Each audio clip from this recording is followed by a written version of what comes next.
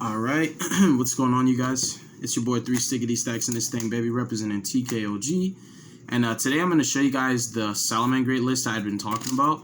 So this was the list I was playing before Barrage Stalio got banned. I was actually playing 60 card Salamangreats, and it was super awesome. Like, this is way more fun than normal Salads. The way that you set your boards up and pretty much get your engine online, you have a lot more flexibility with this list than you do with normal Salads. It's a lot less conventional, and the other thing too is this deck does not fold to one disruption on your normal summon and pray to God that you drew a Will of the Salamangreat like most Salad lists. This is very explosive. The end boards are very rewarding, and the gratification also comes from you can sometimes invest a little bit more, even if it's quote unquote overextending, knowing that your cards are going to come right back to you, especially with getting your graveyard set up as well, so that your follow-up OTK, you have so much pressure that you're going to put into the field.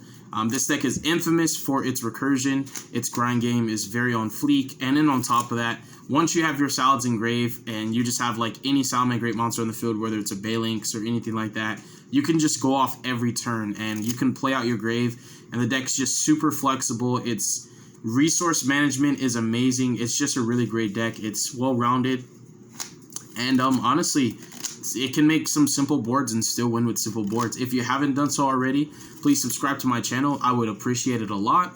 If you not only subscribe, but if you supported me by joining my Discord, becoming a member of my Patreon, or even buying my merchandise. The Patreon has tiers. There's $3 a month, $10 a month, $15 a month. Each tier, obviously, the more you pay, the more rewards you get. Right now, the highest tier offers tutoring sessions as well as dueling. Like, basically, it's a lot of one-on-one. It's like me helping you, and sometimes they even help me because like they teach me stuff I didn't know.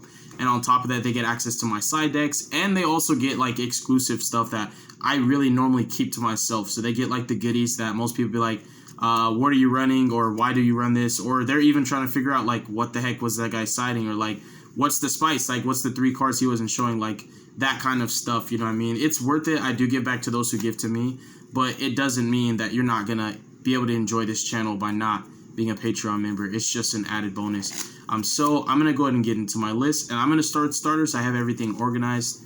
I have my starters, my Salads, my extenders, my defensive cards, and my hand traps, all in this clump. This is a 60 card Salad list, and it performs a lot better than my 40 card Salads. So let's get into it. So we have 4 starters, 3 copies of Lady Debug. Even though Debug's amazing, I've been finding Buffalo to be like way more powerful. The card is super solid. People know that this deck is infamous for its normal summon being a big choke point. A lot of the time, Salads will have like Parallel Exceed, you know, so many different cards that more than likely require for you to already have something on board for you to even use them as an extender. That's why a lot of people will disrupt your normal. If they pop it, they'll Battle Butler you. They will use Heretic Dragon of the Heavenly Spheres. They will use Double Dragon Lords. You will get bounced and popped on your normal a lot. And that's why I like Buffalo, because under pressure, into established boards, it's very hard to stop the card, because no matter what they do to it, if it leaves the field, you will draw. And the other thing is, when you actually link it off in a Balinx, you get to chain block as well, which helps for draw and it helps for negate. So this is honestly the strongest normal summon in the deck. It's even stronger than Gazelle because it just doesn't fold to interruptions like other cards do. We have 3 copies of Signet Mining. Signet Mining is just bread and butter. It's literally the Rota for the deck. We also have 3 copies of Pot of Desires, 1 Salamangreat Circle, and 1 Foolish Burial. Foolish Burial is very flexible in this deck. Actually, can you check, bro, and see if everything looks good? Like, is the lighting good? Is anything blocked off? No, everything's all perfect. All right. You can see a straight line. All right, thank you. It's like roughly around her hand. That's the end. So by her hand? Yeah, it's like that's the end point. All right. So I'm just gonna keep everything on the upper part of the mat. But yeah, Foolish Burial is pretty flexible. Something about the starters too that it's very reminiscent of like my Dragon Mates is that some of these starters actually are extenders. Like when you draw, like it's not like what's a deck I can reference, like Thunder Dragon, right? Like when you draw Battery Man Solar and Aloof Lupine, where like those are both stars but you can only pick one. Or like when you're playing Drytrons and you draw, like let's say you are playing Manju and Diviners, you know what I mean? Like if you're getting the reference, like these are starters where like you can actually draw multiple of them. You can afford to draw Buffalo and Debug because Buffalo can discard Debug. You can actually draw Desires and Mining and Will, and Circle and Foolish, and these all work together. None of them conflict, so it's really good to have a healthy amount. I believe this is around 14. I have more starters, but these are just the ones that mesh the deck together, and Foolish is very flexible as well.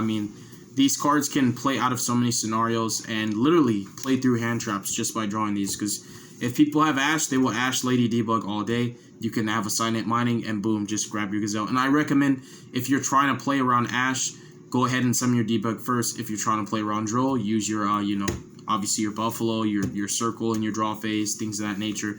Play the card that you value the most and get that search out the way, so that at least if you get drolled, you will have gotten the card that you feel is the most important for that turn, if that makes sense at all. Next up, the Salads. I am playing, obviously, Gaz. Gaz is insane, as well as 3 copies of Spinny. We have 2 Jack. I'm starting to play 3 Spinny now because opening up this card, it's insane. Like, Spinny plus any of the extenders that I'm playing is nasty. This card's very, very good. And now that Mirage Stalio is actually legal again, we're not going to be banishing this card. So, in theory, you could say you don't really need the 2nd or 3rd copy, but it's nice to open the card, and that's why we're maximizing on it. Jack Jaguar just makes dummy sense. Card's insane. This is one of your best follow-ups. Your resources get recycled with this card. It's insane. People forget it actually does piercing. It allows you to extend, get your ring 4s online. It's just an incredible card. As well as Falco. I do so many cool things with Falco. I like Falco. Using it on my turn and my opponent's turn, I will literally dump Falco.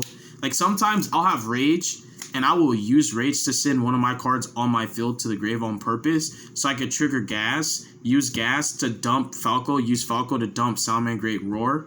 Set Salamangreat Roar, so that on the next turn when I go to push, I'll have a Salad up, do the access code combo under it, and I'll protect myself from Nibiru that whole time. So there's some really cool tricks that you can do with Falco. That's why this card, honestly, I've thought about playing too, because when I banish it off Desires, it does really hurt my feelings. And then I am also playing Foul, as these are pretty much like, this is an extender 2. I'm sorry, I am kind of like losing my voice on, but this is pretty much an extender 2. When I get into the extenders, there's going to be more, but these are all the Salamangreat monsters. This also allows you to chain block. There's a lot of chain blocking you can do with this deck, believe it or not. It's amazing. Between having Sea Archiver and Foul also allow you to chain block your Gas. Parallel Exceed allows you to chain block Gas in hand if you're trying to play around Gamma on the effect in hand. If people Gamma your Gas in hand and you have Will, you can just go off, summon it back anyways, but there's just so many ways that you can actually play around cards that normally would threaten your board from even being made in the first place. And I only play 1 Foxy because I just have so many more valuable normal summons. You could arguably play more. It's absolutely fine. As long as you have 1, because the effect from Grave is actually very clutch and you don't want to be caught slipping without it. So those are all the Salamangreat monsters. Next up, for the Gas, I'm playing 3 copies of Unexpected Die. This card serves multiple functions. It is not only basically an extender, but also it summons a fire attribute monster that is also a level 3. So I can either use it to make Mirage Stalio or use it to make Sunlight Wolf. So it actually fills multiple roles. It is absolute sauce, and I love it. It's really strong. It throws people off too. A lot of times people probably won't even know what deck I'm playing until they actually see a majority of it being solid. They're like, okay, still trying to figure this out. And then we have 3 copies of Reclusia. It's an extender, and also it's a way for this deck to go second more comfortably. It's so many easy ways that you can get bare minimum of Balinks on your field. And Reclusia literally outs Floodgates. It forces negates. This card will bait Savage. It just baits everything. It's really good against Tri-Brigade too. Super duper powerful card. It's a level 3 and it's fire. Super important to... You guys are going to see the trend where some of these flex cards that I'm playing actually fill multiple roles because of their attribute and their level. This could easily be more hand traps. You want your deck to play more hand traps, play more hand traps. I wanted my deck to be able to play through more hand traps as opposed to playing more hand traps. I just value balance. I don't want to go crazy on 20 hand traps and no extenders, or go 20 extenders and no hand traps. I'm always in between a lot of times when I'm building my decks. Parallel Exceed is just a given. This is non-explainable. This This card's just literally, I said non-explanable. There's no explanation needed for this card. It's insane in this deck.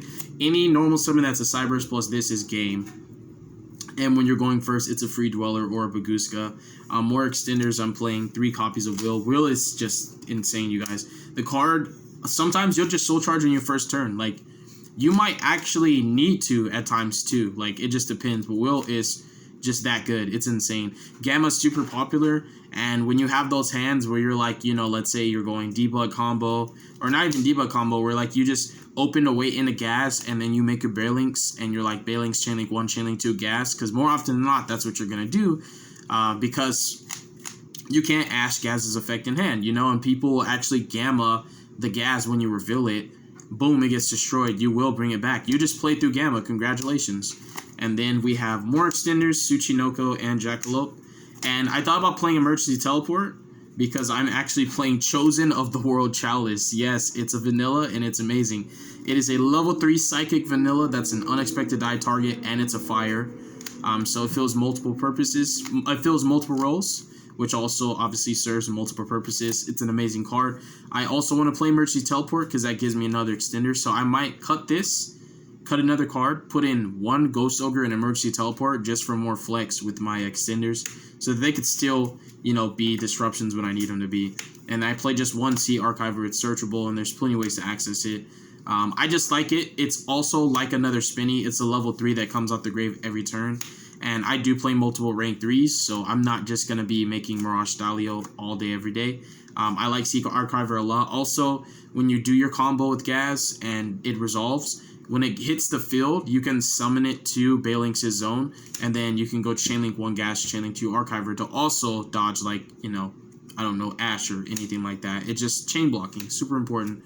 And then lastly, this is not an extender, but it's super important. Prohibit Snake is a searchable out to window. You definitely got to have those. So if your opponent is playing Shadalls and you have Silent Mining or Lady Debug, or sometimes you can actually Foolish Burial this and kill something. Not saying it's if it's a Shadal matchup, just you can actually Foolish Burial this, kill something, and then get it back. It actually infinitely loops itself.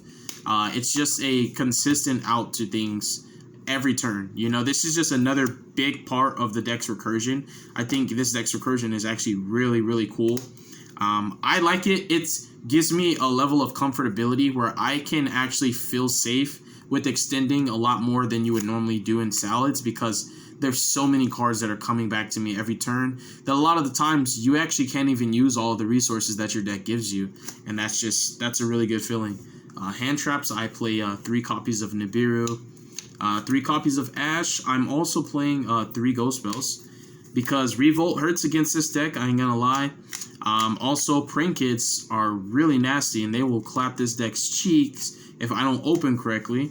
Even without hand traps, there is actually a really cool way that I can actually force both Battle Butler's pops out, and if I drew a decent extender like Will, I can play through that. I'll show you in the extra deck. But yeah, basically put it like this. This is like a Cherubini Turbo. Like 2 level 3s on board is game. Like, I'm going in. Ghost Spell just fills multiple purposes. It's more of a defensive hand trap. Like, it's not meant to stop somebody's turn. It's actually meant to stop cards that actually activate on my turn, if that makes sense. And there's also Schism when they don't have Meltdown. And then 3 Infinite Impermanence and also 3 Forbidden Droplets. And the last defensive card is going to be called by for the Prank Kid matchup and Dragon Link Heretic Spheres. Actually, just bouncing my normal summon does still hurt, especially if I didn't open good enough, where like I drew a couple normal summons and no extenders. You know, I need that call by. Next up, the last cards in the deck are going to be Sanctuary, Roar, and Rage. These are just bread and butter. Like, a lot of the times, I actually choose Rage over Roar because I just value it more. I think Rage is a lot harder to play around than just Roar. I don't know why.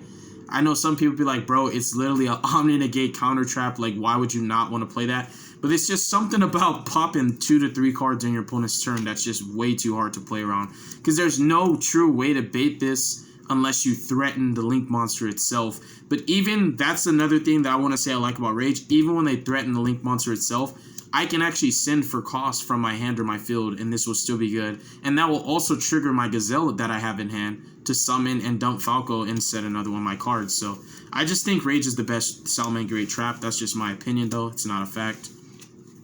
The extra deck, is 3 copies of Balinks. Obviously, these are just non-negotiable. 3 Balinks and 3 Sunlight Wolf. You're gonna make these all day, every day. I only play 1 Heat Leo for space issues. It's still a good card. You could still recycle it and summon it multiple times in the same turn.